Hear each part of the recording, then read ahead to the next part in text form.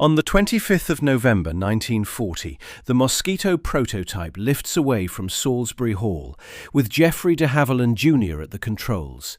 Powered by two Merlin engines and carrying no guns, no turret, and no defensive gunner. 14 months later, the same basic wooden outline is being asked to find aircraft in darkness. Soon it carries cannon, rockets, a 4,000-pound bomb, a radar set, a torpedo, an arrestor hook, and enough fuel to cross thousands of miles for photographs. A glass-nosed bomber, a radar-nosed night fighter, and a cannon-carrying anti-shipping aircraft can look like machines from separate wars. They are branches of one family. The Mosquito was never one perfect aircraft. Its achievement was the number of operational problems that could be solved by rebuilding the same lightweight, two-seat twin-Merlin airframe around a new job. The 15 marks here are a curated selection from a family that contained more than 40 official marks and sub-variants. The first branch began with cameras. The PR Mark I was built for photographic reconnaissance over enemy territory, where the aircraft had to arrive, collect its images, and escape before fighters could reach it. No guns were fitted, no armour was carried to fight its way home. Ground crews at RAF Benson installed 3 vertical cameras and 1 oblique camera in the space where bombs and weapons might otherwise have gone. Number 1 Photographic Reconnaissance Unit received its first Mosquito at Benson on the 13th of July 1941. The aircraft was flown by a pilot and observer sitting side by side, with the observer responsible for navigation and photography. One early long-range example received an additional 151 imperial-gallon overload tank, extending the aircraft's reach without changing its essential silhouette.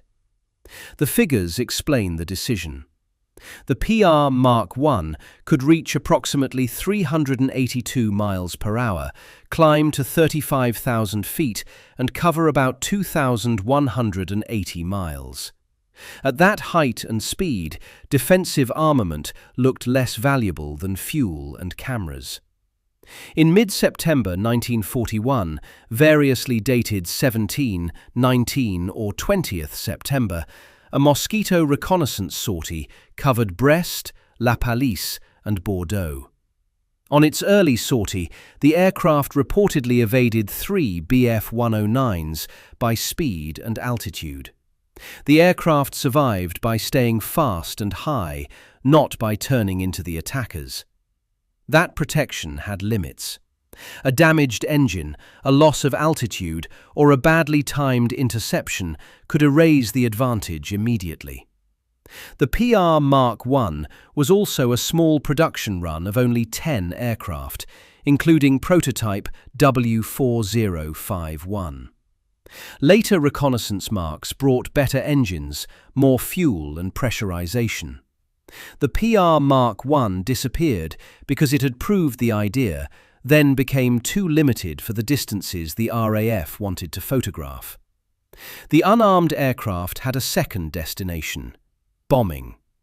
The B Mark IV had to carry bombs to defended targets in daylight while avoiding the weight and drag of turrets, ammunition, and gunners.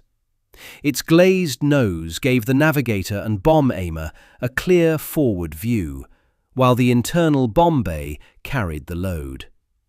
The first 9 B Mark IV Series I aircraft were closely related to the PR Mark I.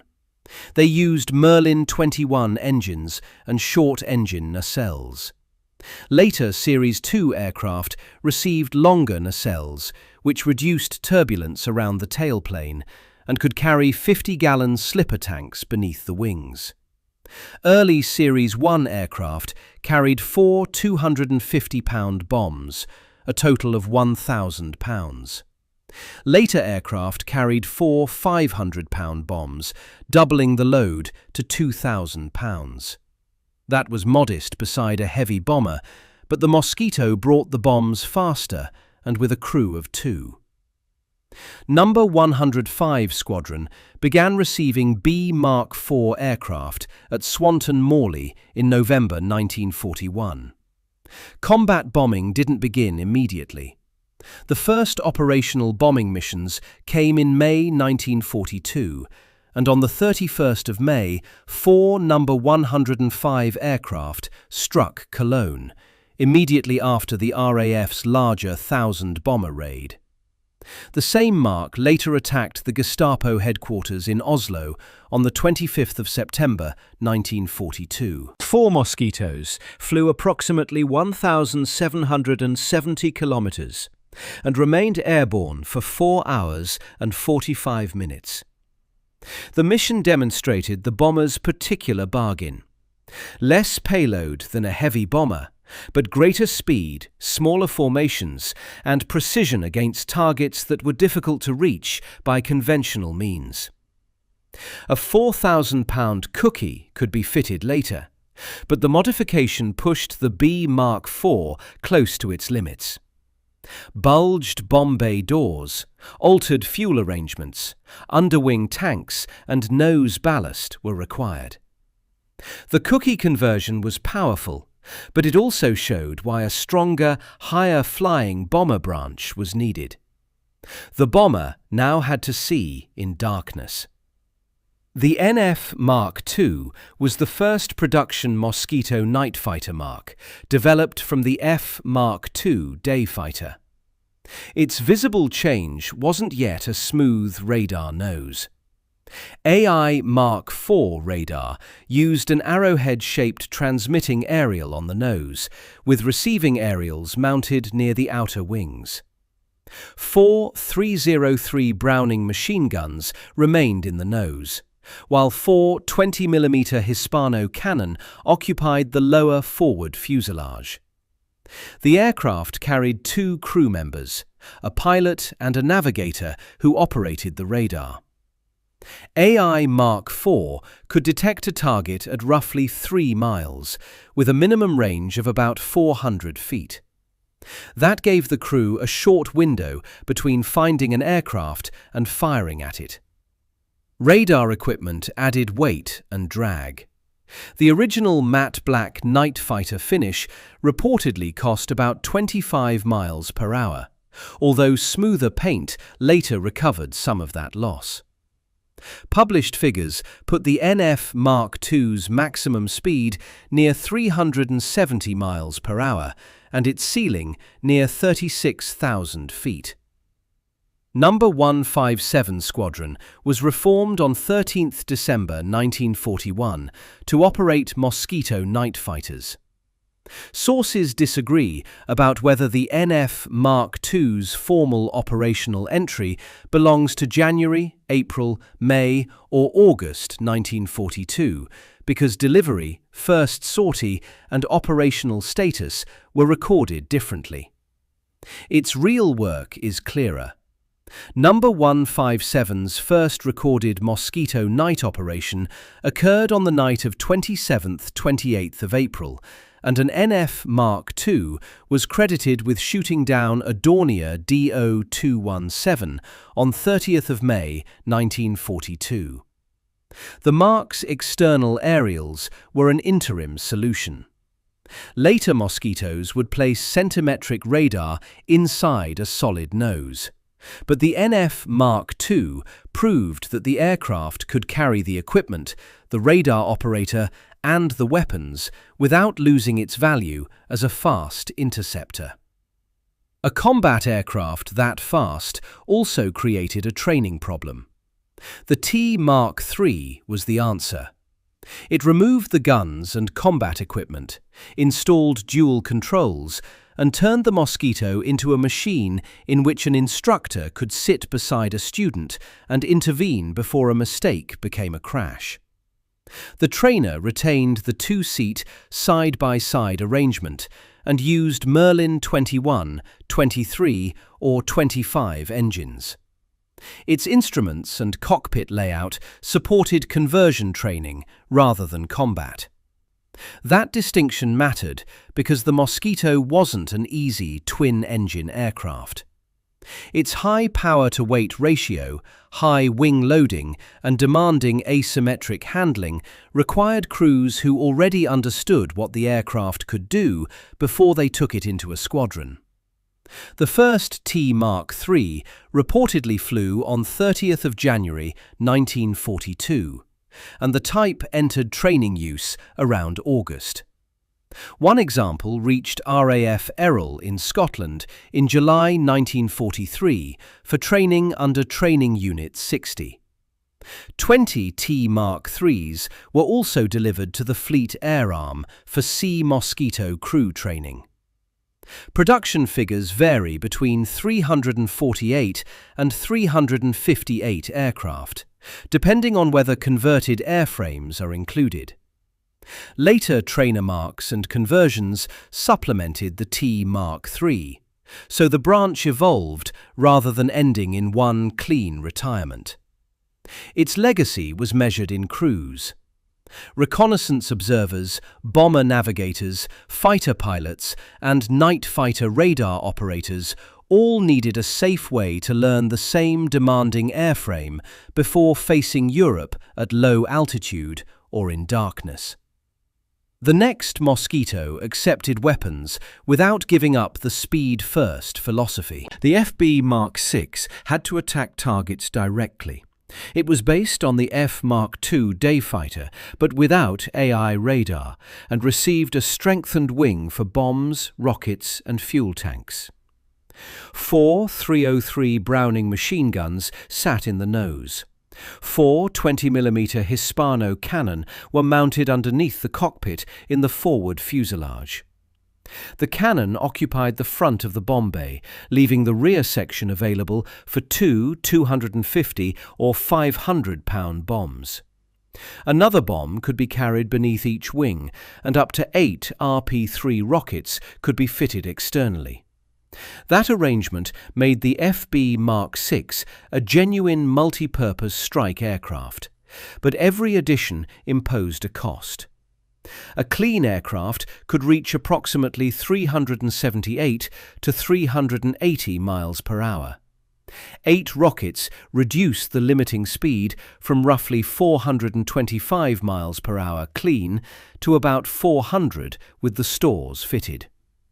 Long-range intruder missions could replace bombs with extra fuel, trading destructive power for distance. The Mark first flew on the 1st of June 1942. Number 418 Squadron, RCAF, received early operational FB Mark VI at RAF Ford in May 1943 and began intruder work later that month.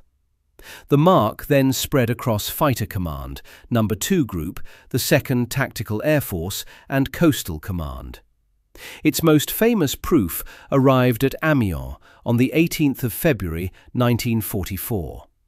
Operation Jericho used 18 FB Mark VI from numbers 21, 464 and 487 squadrons. Flying at low level, the Mosquitoes struck the prison walls and guard facilities, creating an escape route for prisoners held by the Germans. FB Mark VI of number 140 wing later attacked Gestapo headquarters at Aarhus on 31st of October 1944 and Copenhagen on 21st of March 1945. The aircraft could carry guns, bombs, rockets, or extra fuel without being rebuilt around one single mission. That flexibility made the FB Mark VI the most numerous and most widely used Mosquito fighter-bomber branch, even though published production totals vary between roughly 2,292 and 2,718. The FB Mark VI became the family's general-purpose standard. The next bomber marks would specialize in altitude and payload. The B Mark IX was developed for a bomber that could climb higher, carry more, and retain speed. Its two-stage Merlin 72 or 73 engines, later associated with Merlin 76 and 77 installations, produced power at altitude where ordinary single-stage engines weakened. The Mark introduced the universal wing, which could carry drop tanks or additional bombs. Its normal load reached approximately 3,000 pounds, 4 500-pound bombs inside, and one 500-pound bomb beneath each wing. Modified aircraft could carry a 4,000-pound cookie or an additional fuel cell behind bulged bomb bay doors. The B Mark IX could bomb from roughly 30,000 feet, about 3,000 feet above the B Mark IV's service ceiling, while published performance figures vary from approximately 360 to 408 miles per hour, and ceilings from 33,000 to 38,000 feet. Altitude brought protection from some fighters and reduced exposure to low-level defences, but it also introduced colder air, pressurization demands in later marks, and more demanding navigation. External stores added drag. The universal wing gave the crew choices, but made every choice visible in the fuel and speed figures. Approximately 54 B Mark IX aircraft are sighted. Number 105 and number 109 squadrons used the type in pathfinder and precision bombing work. One B Mark IX's LR-503 later flew 213 combat missions with numbers 109 and 105 squadrons, although the aircraft's individual history should be checked against squadron records before being treated as a complete operational total. The B Mark IX wasn't the end of the high-altitude bomber. Its engines, wing and payload arrangements led directly toward the pressurized B Mark XVI. The PR Mark IX took the same altitude technology back to reconnaissance. Its problem was deeper photographic penetration, targets farther from Britain at higher altitude against an enemy whose fighters were becoming faster and better organized. The PR Mark IX used two-stage Merlin technology, removed bombing equipment, and carried cameras and additional fuel in its place. Exact PR Mark IX speed, ceiling and range figures vary across the available technical records, so the Mark is best understood through its operational development rather than one definitive specification. It was higher and longer ranged than the PR Mark I, but it still relied on an unarmed clean airframe rather than armour or guns. Number 140 Squadron and Number 544 Squadron operated PR Mark IX aircraft. The PR Mark IX was eventually overtaken by pressurized reconnaissance marks, but it carried the early camera and fuel principle into a more demanding environment. The night fighter now received a proper radar nose. The NF Mark XIII was built around AI Mark VIII centimetric radar, housed inside a solid thimble nose. This was the visual transformation the NF Mark II had only begun. The glass and machine gun arrangement gave way to a blunt, enclosed nose designed around the antenna. The 4 nose machine guns were removed on these radar nose installations, while the 4 20mm Hispano cannon remained. The new radar could work with smaller antennas and offered a more effective interception system than the earlier metric AI Mark IV, though the equipment still added weight and altered drag. The NF Mark XIII belongs to the mature night fighter sequence rather than the improvised beginning. The Mosquito was no longer carrying radar as an external attachment to an ordinary fighter nose. The nose itself had become a radar housing. The available evidence identifies the Mark and its radar configuration more securely than it identifies one single famous interception or a uniform service entry date. That absence matters. The aircraft was a recognized operational branch, but the surviving record in this roster is less specific than the record for the NF Mark II. Later night fighter marks brought more powerful engines and newer radar systems. The NF Mark XIII's contribution was architectural. It established the solid radar nose that later Mosquito night fighters made familiar. One branch pushed that radar machine upward. The NF Mark XV addressed high-altitude interception, reportedly in response to the German Ju-86 reconnaissance bomber, which operated above the normal reach of many night fighters. Its development involved specially modified aircraft and extended wings, intended to improve high-altitude performance. The operational status needs careful wording.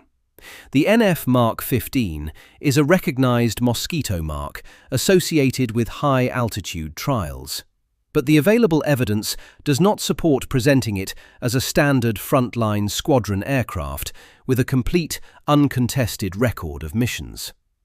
Its radar, engine, armament and pressurization details aren't securely uniform across the surviving accounts. That makes the aircraft valuable for a different reason. It shows the Mosquito being asked to solve a narrow threat at the edge of its flight envelope. A longer wing and specialized equipment could improve access to altitude, but such changes affected climb, handling, and the amount of equipment the aircraft could carry. The precise trade isn't established well enough to quantify. The branch appears to have remained limited. Later, better-equipped night fighters and changing German air operations reduced the need for a dedicated Mosquito high-altitude trial mark. Its legacy is a warning against flattening the family into only its famous frontline aircraft. Some Mosquitoes were built to answer a specific question, then disappeared when the question changed. The bomber's answer to altitude was more successful.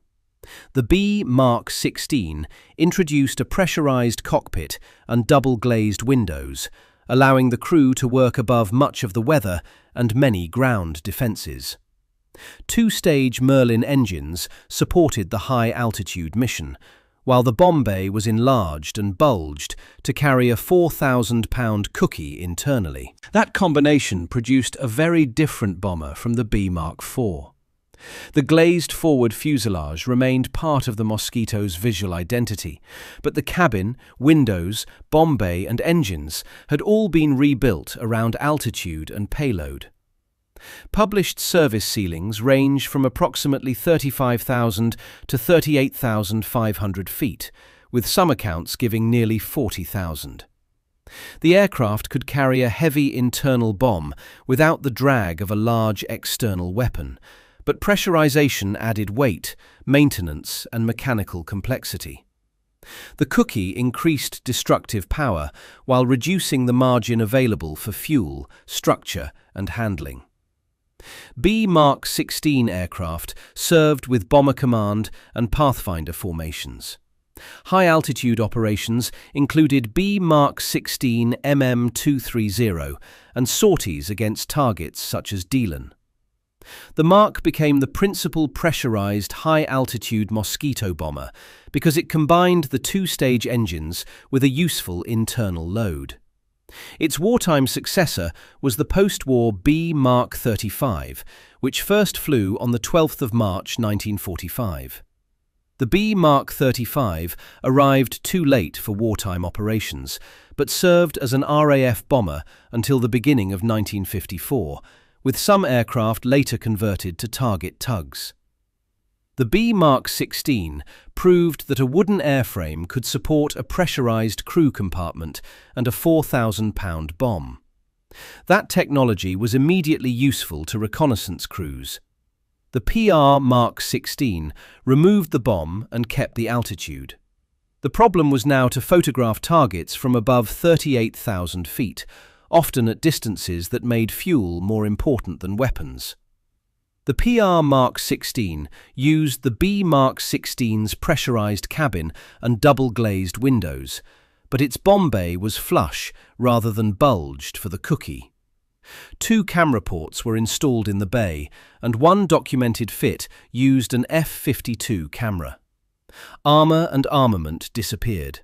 Cameras, fuel, navigation equipment, and oxygen systems took their place. That trade made the aircraft less capable in combat, but better at its actual task: reach the target, collect images, and return before an interceptor could match its height. Number 540 Squadron operated PR Mark 16 aircraft. The Mark photographed Berlin and other targets at high altitude, and supplied accounts describe German fighters being sighted at approximately 42,000 feet during these missions. Number 140 Squadron also used the type for mapping and reconnaissance during the build-up to D-Day. The PR Mark 16 became a major photo reconnaissance Mosquito Mark. It also served in the Mediterranean and used G and Rebecca navigation aids for long-range night photography. The pressurized bomber and the pressurized reconnaissance aircraft were 2 uses of the same engineering answer. One filled the bay with a cookie, the other filled it with cameras and fuel. Then the Mosquito received a gun that looked too large for the aircraft carrying it. The FB Mark 18, better known as the Tsetse, was built for anti-shipping attack. Coastal targets could be damaged by rockets, bombs, and cannon, but submarines and heavily built vessels demanded a weapon capable of penetrating armor and structure. The Tsetse replaced the FB Mark 6's 4 20mm cannon with one 57mm Molins Class M gun, a modified QF 6-pounder anti-tank weapon with an automatic loading system. The gun was mounted along the forward fuselage, turning the wooden Mosquito into a small twin-engine gun platform. 4 303 machine guns were generally retained in the nose to help the crew aim. The Molins system reportedly carried a 25-round autoloader, although ammunition figures vary between accounts. The change was physically and tactically expensive. Weight shifted forward, drag increased, and the aircraft had to make a steady attack run to bring the gun onto its target. One documented description places the approach from roughly 5,000 feet, followed by a 30-degree dive and firing at approximately 1,800 yards. A straight run gave the gun a chance to hit, but it also gave the ship's defensive weapons time to fire. The prototype was converted from FB Mark 6 HJ732 and carried out air-firing trials in June 1943. Number 248 Squadron and Coastal Command are associated with operational use against maritime targets, including later attacks on midget submarines. The exact number of conversions varies between approximately 18, 20 and 27, so no single total should be treated as settled. Rockets eventually proved more successful in many anti-shipping situations. The Tsetse remained a specialist because its huge weapon solved one problem while sacrificing the FB Mark 6's flexibility. Its importance is visible before the statistics begin. The Mosquito didn't merely receive a new payload. Its forward fuselage was rebuilt around a gun normally associated with armored vehicles. The late-night fighter carried the radar branch into a new era. The NF Mark 19 was a later Mosquito night fighter mark, developed for all-weather radar work during the late war and post-war period. By then, the family's night fighter silhouette was unmistakable. A solid radar nose, 2 crew members, and 4 belly-mounted 20mm cannon. The exact NF Mark 19 radar fit is less consistently documented in the available evidence than the AI Mark 4 of the NF Mark 2 or the AI Mark 8 associated with the NF Mark 13. Late Mosquito night fighters used progressively improved radar systems, and some sources blur the boundaries between NF Mark 19, NF Mark 36, and NF Mark 38 configurations. That uncertainty shouldn't erase the mark, but it does limit the claim. NF Mark 19 was a recognized late Mosquito night fighter version, yet the surviving material does not provide one secure Mark-specific interception record or one uncontested retirement date. Its operational meaning is still clear. The aircraft was being kept relevant by updating sensors and engines rather than by abandoning the airframe immediately. Night interception had become an equipment problem as much as a flying problem, and the Mosquito continued to absorb new systems. The branch eventually disappeared as newer radar aircraft and jets took over. Vampire night fighters and other post-war machines offered room for larger radar sets, more powerful propulsion, and a future the wooden Mosquito couldn't indefinitely occupy. The next transformation moved the aircraft from land to sea. The Sea Mosquito TR Mark 33 had to operate from a carrier deck, where a land-based aircraft's runway habits were useless. It needed to launch in limited space, store its wings near other aircraft, and arrive over the deck at a controlled speed with a way to stop. The visible modifications were substantial: power-folding wings for carrier storage, strengthened oleo landing gear, an arrestor hook, 4-bladed propellers, and naval fittings. The aircraft could carry torpedoes, bombs, and rockets, and the naval version was associated with American ASH maritime radar and rocket-assisted takeoff equipment.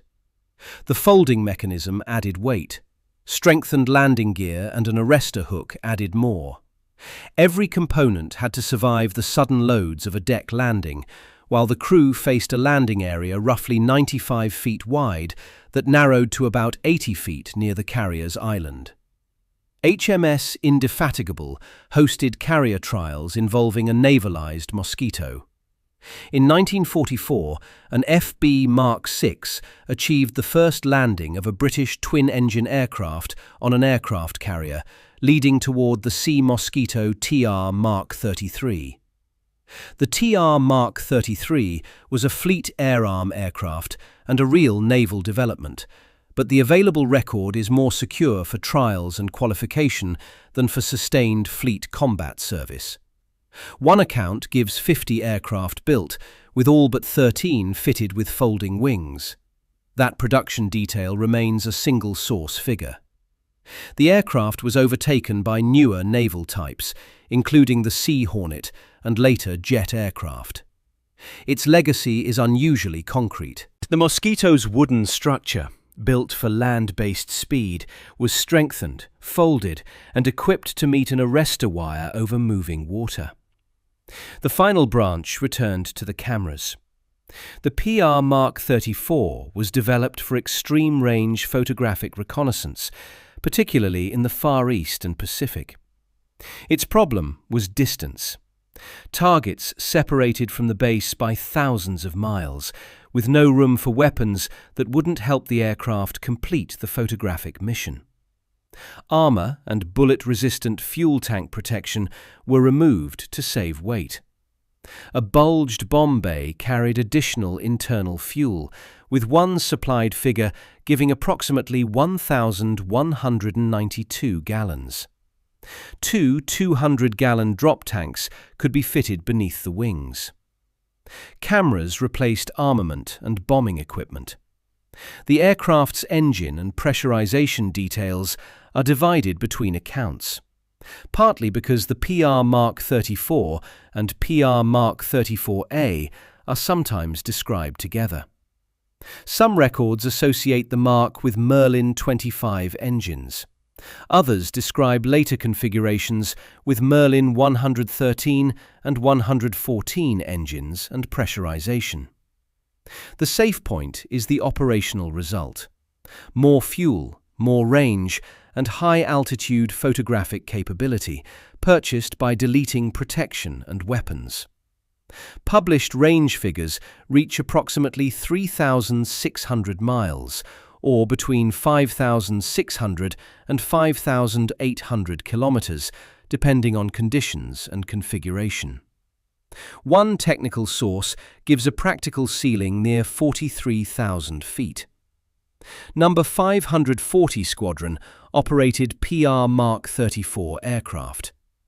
The type remained in RAF service into the 1950s, and on the 15th of December 1955, a number 81 Squadron PR Mark 34A flew the last operational Mosquito reconnaissance sortie during Operation Firedog over Malaya. That was the end of the photographic branch, not the end of every Mosquito. The NF Mark 38 was produced later and is generally identified as the final Mosquito Mark built in 1950. The PR Mark 34 closes the circle because it returns to the aircraft's first promise: speed, height and range instead of guns. The PR Mark I carried 4 cameras and approximately 2,180 miles of range. The PR Mark 16 added pressurization and high-altitude equipment. The PR Mark 34 filled the aircraft with fuel until reconnaissance reached the edge of what the airframe could do. What should fly again? A complete collection of 15 airworthy Mosquitoes is neither practical nor historically necessary. The surviving fleet is small, and the variants aren't evenly represented. The de Havilland Aircraft Museum preserves an FB Mark VI, whose wings came from a TR Mark 33. The South African National Museum of Military History holds the sole surviving PR Mark IX, LR 480. Other museums preserve B Mark 35s, static reconstructions, cockpit sections, and airframes that began life as one mark and were later restored to represent another. The Smithsonian's Mosquito is a B Mark 35 manufactured in 1946 and later converted for target towing. It has been restored to represent a PR Mark 16. The National Museum of the United States Air Force displays RS 709, another B Mark 35, converted for target towing and restored as a PR Mark 16 style aircraft. Those examples reveal the problem. A museum aircraft can be original in structure, accurate in appearance, or faithful to a particular operational configuration, but those categories aren't always the same. A flying FB Mark VI teaches the audience how the Mosquito carried 4 machine guns, 4 cannon, bombs and rockets, while remaining a fast intruder. A static tsetse reconstruction could teach more about the 57mm Mollins installation than a standard bomber ever could. A carrier deck reconstruction of the TR Mark 33 could show the folded wing, arrestor hook, and strengthened landing gear without risking a rare wooden airframe at sea. The PR Mark 34 may be best represented by a cockpit, camera bay, and fuel system displayed together. Its central achievement wasn't a dramatic weapon. It was the removal of almost everything that didn't help the aircraft travel farther and photograph from higher. The title asks which Mosquitoes need to fly again. The honest answer is that the aircraft does not need 15 separate airworthy restorations to preserve its story.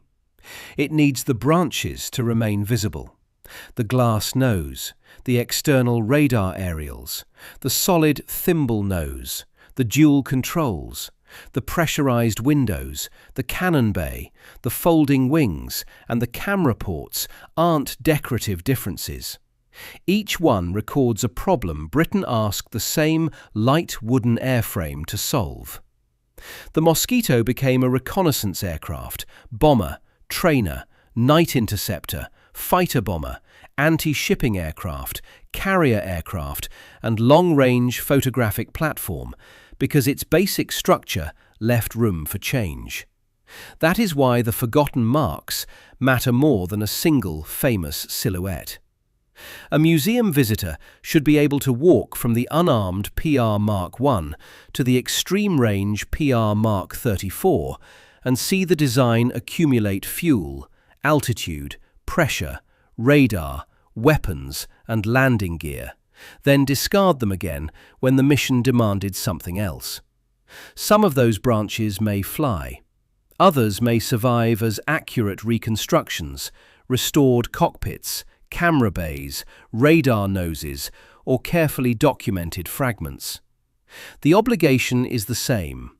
Preserve the evidence of how one wooden airframe kept becoming something else.